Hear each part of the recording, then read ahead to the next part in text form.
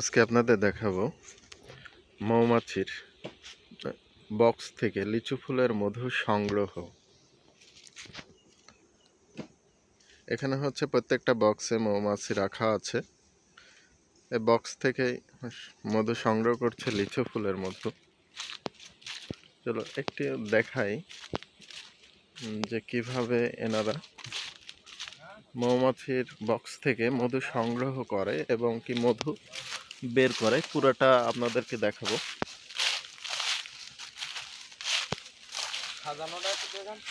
হ্যাঁ, এখান থেকে এই বক্স থেকে এখন ভাঙা হবে।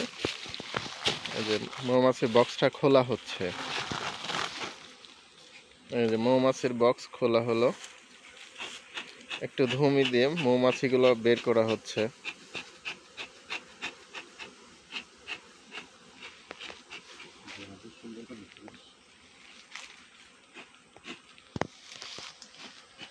এই যে মৌমাছি সহ মৌমাছির যে মধুর বারটা, সে বারটা বের করা হলো।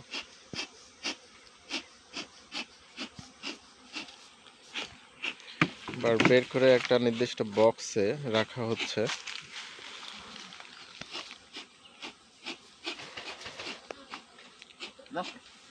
ভালোই লাগে না।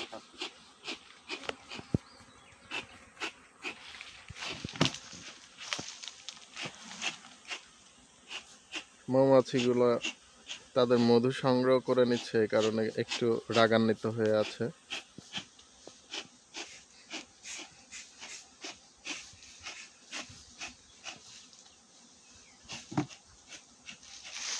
এভাবে মূলত চাষ করা মধু আহরণ করা হয়। এভাবে প্রত্যেকটা বক্স থেকে এভাবে বের করা হয়।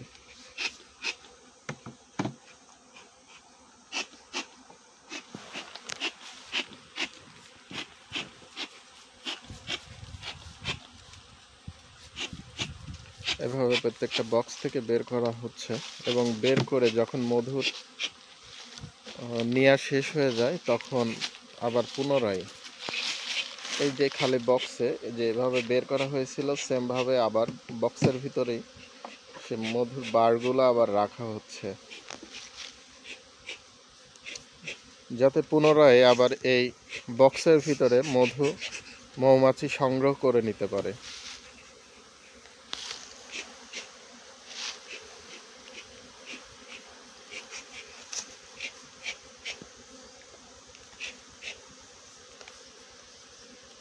রানী তো এক কর্নারে পড়ে থাকে, তাই না? ভিতরেই থাকে, মোটামুটি বক্সের ভিতরেই থাকে।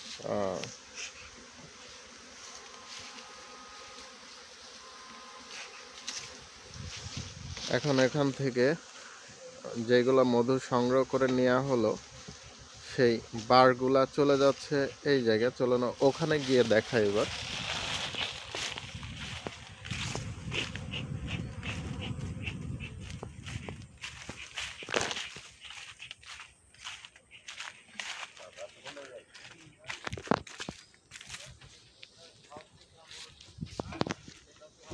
মূলত এখানে নিয়ে এসে এখান থেকেই মৌমাছি মধু বের করা হবে এখান থেকে।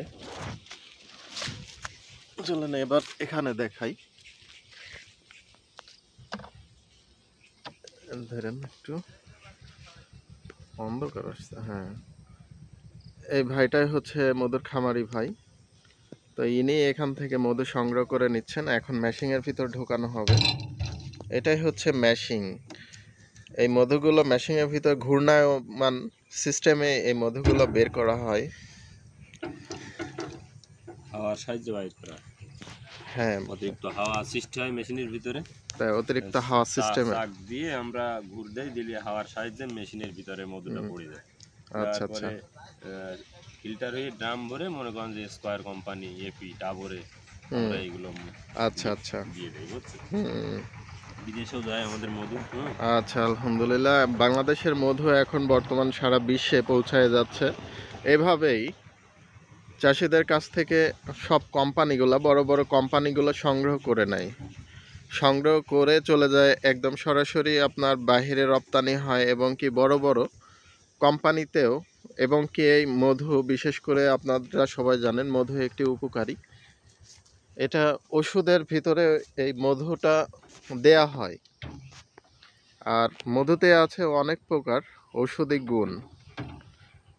সেই কারণে মধুগুলা ওষুধেও ব্যবহৃত হয়। এই যে এখন ঘূর্ণায়মান সৃষ্টিতে এটা হচ্ছে একটা হাওয়ার হয়ে মধুটা বের হচ্ছে এবং কি বের হওয়ার পরে এই যে মধু এখান দিয়ে ঢোপের ভিতরে চলে আসছে, সুন্দরভাবে ফিল্টার হয়ে চলে আসছে। কত সুন্দর মধু, অনেক সুন্দর, অনেক। ও মধুটা গরম, মধু গরম।